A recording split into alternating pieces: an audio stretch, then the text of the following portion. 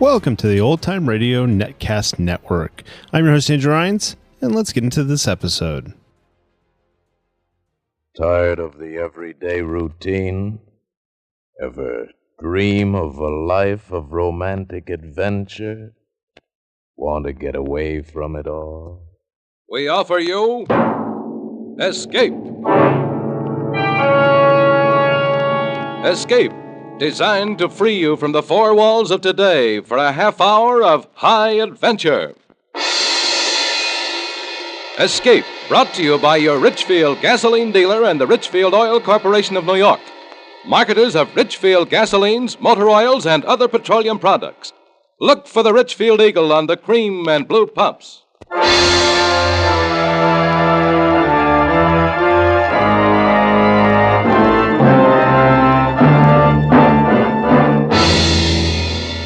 Tonight, we escape to a gigantic rocket ship about to be shocked into space on man's first voyage to Mars. As Ray Bradbury tells it in his famous science fiction story, Mars is heaven. The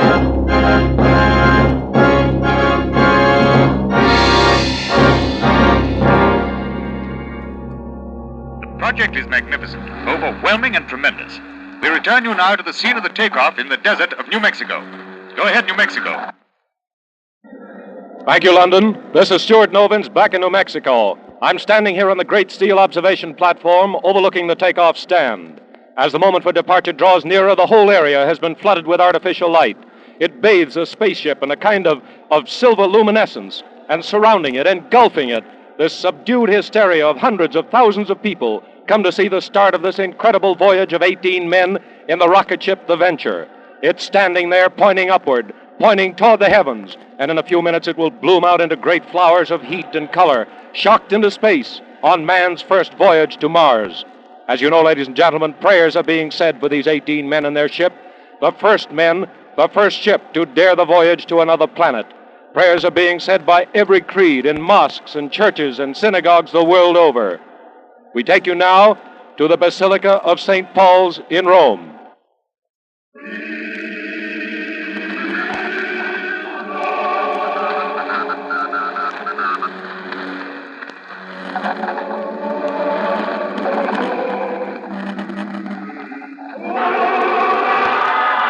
This is New Mexico again. We're sorry to cut in, but that roar you're hearing, the roar of the crowd, it's the moment we've been waiting for. I can see the crew of the Venture walking up the catwalk that leads to the spaceship. The men are entering, and now the escape hatch is closed. Now the men are in the ship. This silence, this great, awful silence of the crowd, it's the voiceless prayer that's in every heart. They're about ready now. Some lights from the ship just blinked on and off. It's a signal. In just a few seconds, a few more. Stand by. Stand by.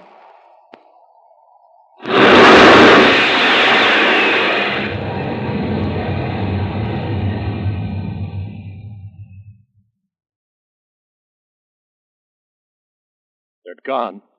The Venture. It's out of sight.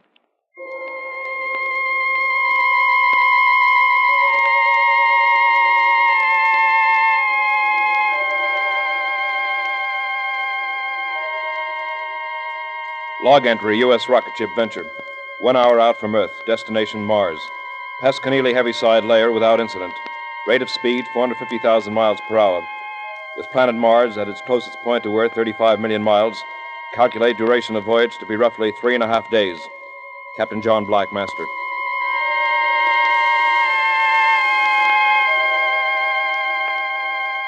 Log entry, U.S. rocket ship The Venture.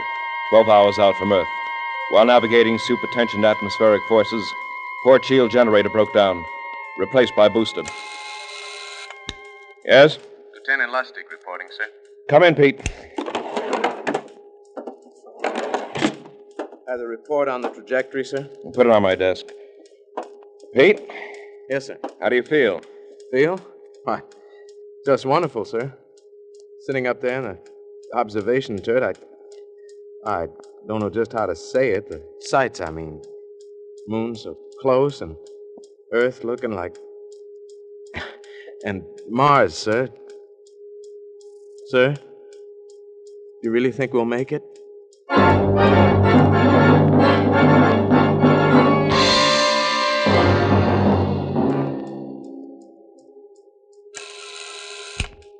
Who is it? Dr. Hingston, Captain. May I come in? Sure, Sam. You weren't asleep, were you, John? No, Sam. Just sitting here thinking. Well, don't think about it too much. Sleep instead. You need all the sleep you can get. Who sleeps? Who sleeps and has no way of knowing what's waiting for him? Look at it through the porthole, Sam. Mars. How would you describe it, that glittering blob of red? That's good enough. Will it consume us? Spew out, dust out into space? Maybe it's the Elysian fields, all charm and sweetness and moonlight shining on the restless dead. Which will it be, Sam? I don't know. All I know is that they told me I was an expert in space medicine. At Randolph Field on a plot of ground called Texas, they told me that. That's all I know. What are you doing up? You're supposed to be in the sack. Well, I'll tell you, Captain. Sometimes a man can't sleep. That happens to me sometimes. So I just wander through the ship, check on the boys, see that they're tucked in properly. That's what you were doing with me, huh? No. I just... What made them do it, Sam? What made them volunteer? Man keeps looking for something. There are no new frontiers now, only new worlds. And there'll always be men who want to conquer them.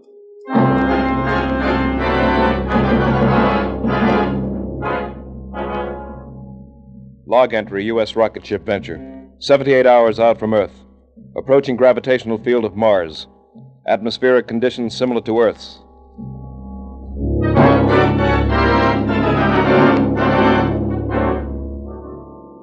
Log entry, U.S. rocket ship Venture. 79 hours out from Earth. Have this moment landed on Mars at 1700 hours. We made it. Chemical analysis indicated on ship's instruments shows air to be breathable and will sustain human life. Gravity comparable with that of Earth's. Ready, John? Yes. How are the men in sick bay, Sam? Happy? They're all right, John. You ready? First one thing.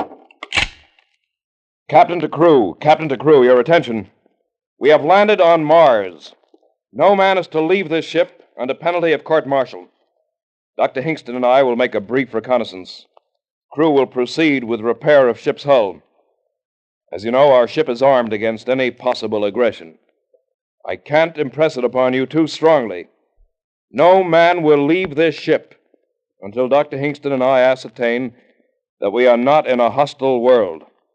That is all. Let's go, Sam. You first, Captain. It's your honor. You, the first man from Earth to walk on Mars.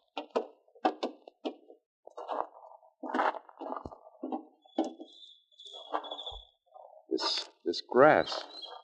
It's a well-kept lawn. John, look over there. A house. A Victorian house.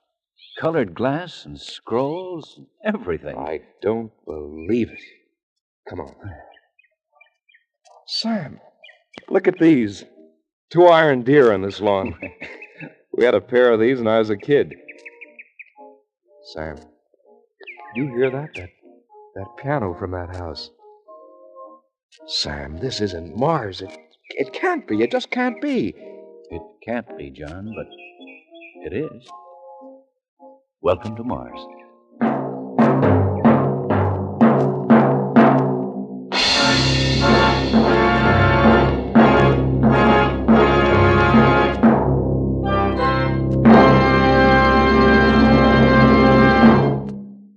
Perhaps you know that skilled research scientists have worked for many years to develop new high-octane components for gasoline. Components to give your car higher anti-knock performance and greater power. But do you know that from this research has come xylene? Xylene, one of the highest octane components in gasoline history. Now, listen. Today, every gallon of the famous Richfield gasoline contains xylene. Xylene in Richfield gasoline helps give your car new, lively pickup, new high anti-knock power, and new gasoline economy. Furthermore, there are 2 great Richfield gasolines with xylene. That means you can select the right Richfield gasoline to give your particular car the finest performance at lowest cost per mile. Richfield high-octane gasoline at regular price, especially refined for the average motor. Richfield Ethyl. Ethyl at its best. Meets the requirements of the newest motors of the highest compression. And remember, both Richfield gasolines contain xylene. Stop where you see the Richfield Eagle on the cream and blue pumps. Get famous Richfield gasoline with xylene. And now we return you to Escape.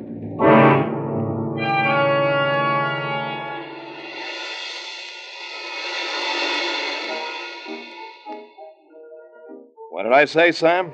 Somewhere back there in space? That Mars was the Elysian fields, all sweetness and charm. No, John, it isn't that. It's what you see. A world like ours on Earth. And this? A small town with good air in it. A small town like the one I was born in. Same smell of flowers, the same sounds. You think that the civilizations of two planets can progress at the same rate, develop in the same way? I do now. Well, I don't. Oh, look at that house. A Victorian house on Mars? You expect me to believe that? A house with lace-curtained windows, with port swings, with something that sounds like a piano and probably is a piano, playing beautiful Ohio. You believe all that? I believe it. I admit it's strange, but I believe it. Strange nuts. It's impossible. We're going back to the ship. Wait, John. It could be. It could be that there are similar patterns of thought, movement, civilization on every planet in our system. Maybe we're on the threshold of the great psychological and metaphysical discovery of our time. Maybe we... Well, go on, Sam. Maybe this proves the existence of God. Not everyone needs proof. I don't. But how else can you explain all this? John, it fills me with terror and joy. I don't know whether to laugh or cry. I admit it looks peaceful and cool. Pretty much like Council Bluffs, where I was born. That was a good, quiet place, Council Bluffs, Iowa. Do you see that, Sam? Do you hear it? I see it and hear it. It's there. A horse and carriage going down the street. Just suppose that by accident or something, we landed on a planet in space in another time. Suppose that this is Earth, 30 or 50 years ago. Maybe we got lost in the dimensions. What do you think, Sam? So much like my hometown. That house.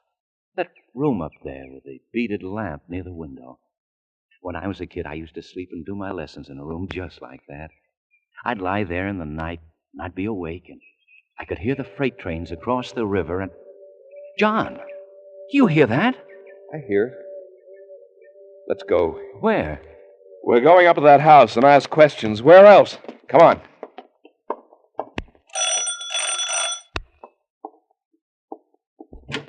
Yes, can I help you? I beg your pardon, but we want... If you're selling something, I'm much too busy and I haven't time. We're all at supper. Oh, wait, don't go.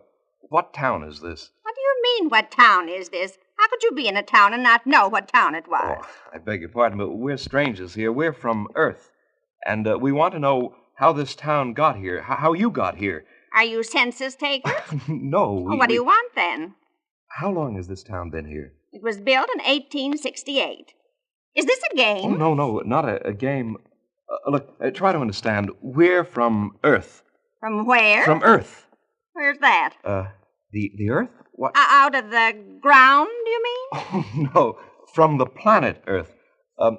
Come out on the porch, please, and I'll show you. No, I won't come out there. You're evidently quite mad from the sun. Let me try, John. Lady, we came in a flying ship across space among the stars. We came from the third planet from the sun, Earth, to this planet, which is Mars.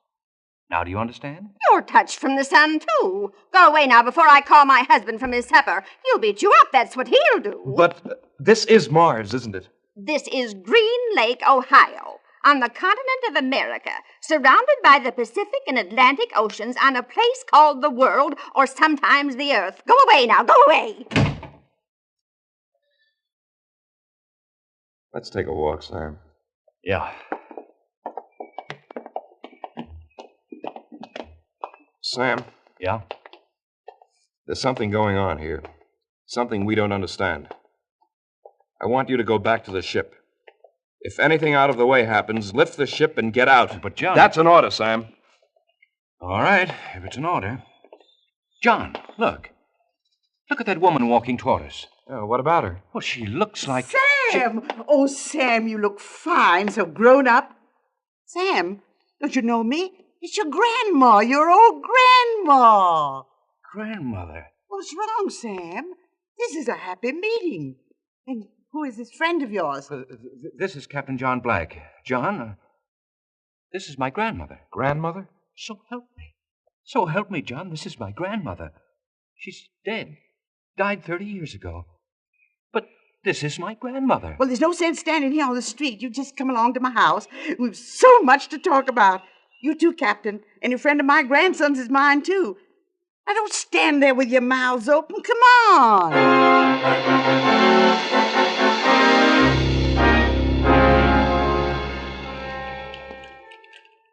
Here, Sam, have some more iced tea. Would you like some more, too, Captain? Oh, thank you. I would. Well, here's to our health. Help? How long have you been here, Grandmother? Ever since I died. What? Don't look like that. I said ever since I died, 30 years ago. Sam. Who are we to question what happens? What's living, anyway? All I know is I'm alive again and no questions asked. Here, Captain, feel. Go ahead, feel my arm. Solid, isn't it? You hear my voice, don't you? You hear it, don't you, Captain? Yes, I hear it. Grandmother... Well, then why go around questioning? Well, it's just that we... I never thought I'd see you again, Grandmother. Mrs. Hingston. Yes, some more iced tea, Captain. Oh, no. I just want to ask you a question. Mrs. Hingston, is Mars heaven? Nonsense. No. It's a world, and we get a second chance. It's like another Earth. How do we know there wasn't one before Earth? That's a good question, John. Well, maybe we better get back to the ship, Sam. It's been nice, Mrs. Hingston. Thanks for the drink. You'll be back, of course. For supper, I mean. We're having fried chicken Wait with a minute. mashed potatoes. Wait a minute. What's that? Excuse me, Mrs. Hingston. Sam?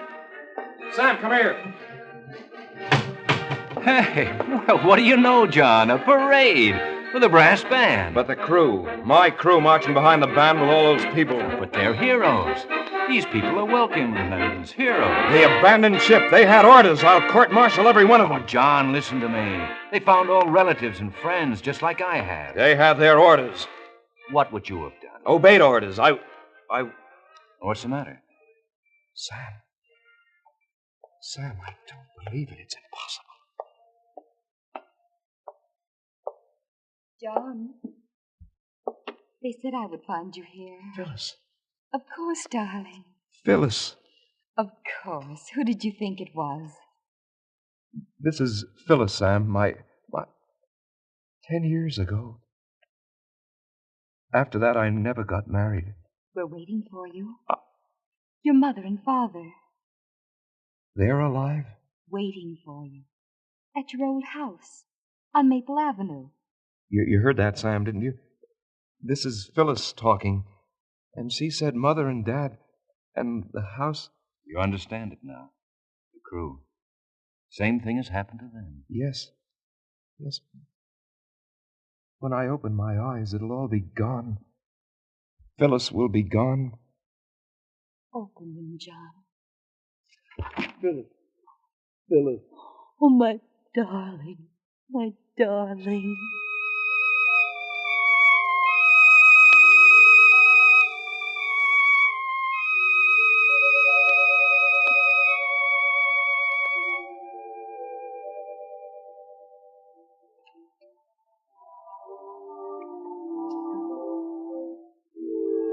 It's good to see you children dancing together again.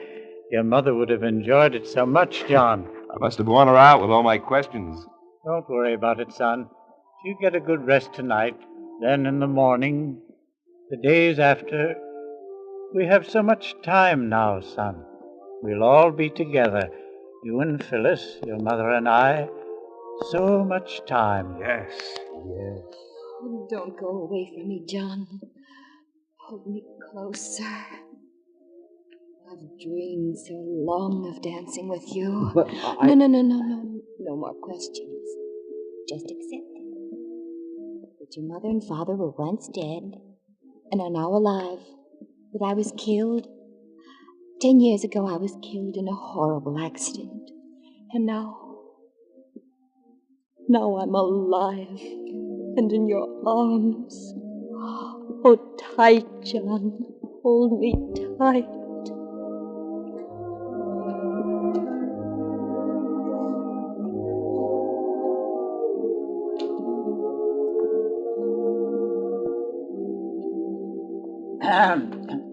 Well, I think I'll run along to bed now. You children won't forget to turn out the lights. Well, you know what to do. Good night, Phyllis. Good night, Father Black. Good night, son. Good night, Dad.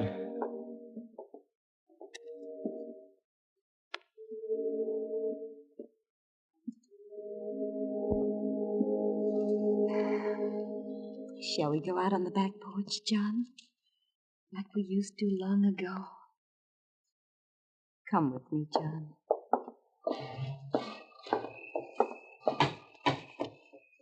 Here. Let's sit here on the steps. Remember that grape arbor? You built it. Oh, I remember you hit your thumb with a hammer, and I cried. You're very silent, John. Is anything wrong? Phyllis, I've just had a crazy notion. Suppose this were Mars. But it isn't. Humor me, Phyllis. Suppose it were Mars, and the Martians saw our ship coming and saw us inside our ship and hated us, and they wanted to destroy us, but in a very clever way. Yes? Well, what would be the best weapon a Martian could use against us with our atomic bombs, our hydrogen? John... No, let me finish. The hypothesis is interesting. The Martians would use telepathy, hypnosis, memory, imagination. Oh, John, don't question us anymore. No more. Look, suppose this town is some other shape, a Martian shape. But by playing on my memory and my desires and my wants, they've made it what I've wanted it to be. Yes. I suppose my mother and father weren't that at all, but two Martians, incredibly brilliant, keeping me under this dreaming hypnosis as other Martians have done it to my men. To Sam. But me. You've had your arms around me. You've kissed me. We shared old secrets. Was that a Martian hypnosis, John? Phyllis. Yes, what is it, John? Where are you going? I've got to talk to Sam. I've got to find out what he thinks now that he's alone with his grandmother. Stay here with me, John. Well, I've got to talk to Sam. Maybe he's beginning to wonder, too. You're not going anywhere, John. Phyllis! Phyllis, no! You're not Phyllis! I was right! You're not... You're not...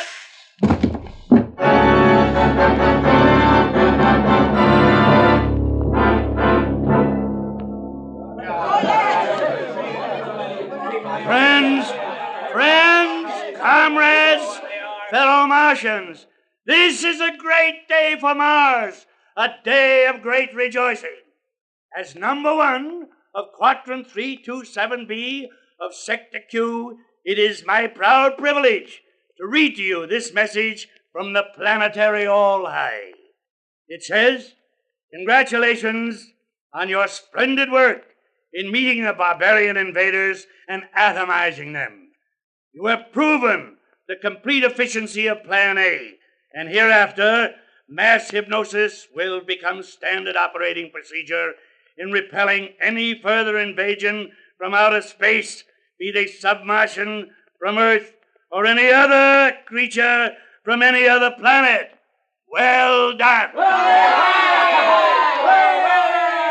I can add little to this unstinted praise from the All-High, but I would like to point out to you that what you have accomplished could not have been done had it not been for our space heroes who have risked so much and often given all in recent years to keep the planet Earth under close surveillance.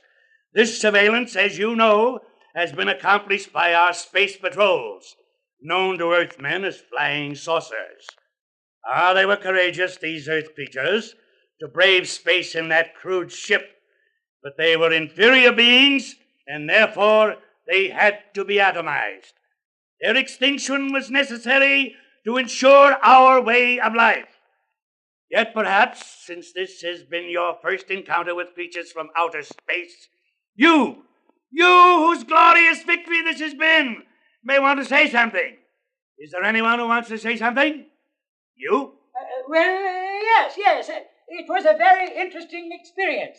He said his name was John Black. He was a nice young being. Nice. He thought I was his father, whatever that is. I guess that's all I want to say. And you? No, I don't think so. Well, I thought of something, but I forgot. I see. And you? One of them asked me if Mars was heaven. What's heaven? I don't know. Now for the business at hand. The ship they came in. The destruction of it. Disintegrator squad. Ready. Proceed. Compress charge. 16 atmospheres. Charges compress. Low velocity. Trajectory 2. Low velocity. Trajectory 2. Release. Charge!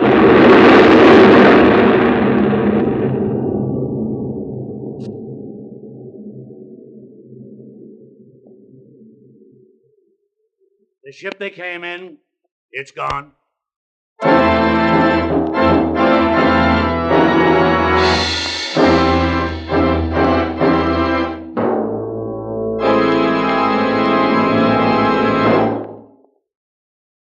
Motorists, did you ever consider that taking care of a car is something like caring for a baby?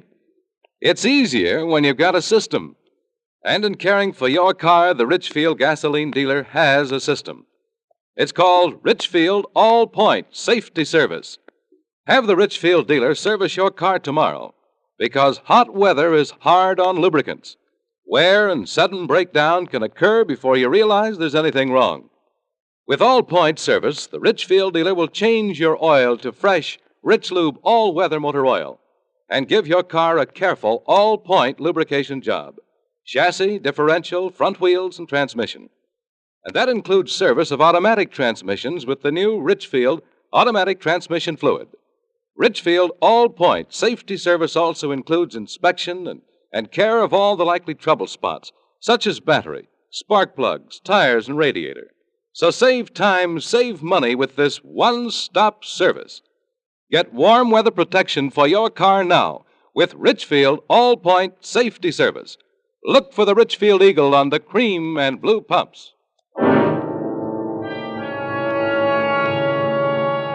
Escape is produced and directed by William N. Robson, and tonight has presented Mars is Heaven by Ray Bradbury, adapted for radio by Morton Fine and David Friedkin. Featured in the cast were Jeff Corey as Captain Black, Florence Bates as the grandmother, Bill Johnstone as Dr. Hingston, Walter Catlett as number 1 of Mars, Elizabeth Root as Phyllis, Paul Frees as Peter Lustig, Ian Wolfe as the father, and Stuart Novins, who played himself. Also heard were Ruth Parrot and Ben Wright. Special music arranged and played by Ivan Ditmars. Next week. You're standing on the floor of the ocean, pronging up a fortune in sponges. But moving closer and closer to you, his huge sponge hook raised to rip open your diving suit, is a man from whom there is no escape. Next week at this time, the Richfield Oil Corporation of New York invites you to escape with an exciting story about sponge fishers in the Gulf of Mexico, as John and Gwen Bagney tell it in The Big Sponge. Be listening. Goodbye then until the same time next week when once again we offer you Escape. This is CBS, the Columbia Broadcasting System.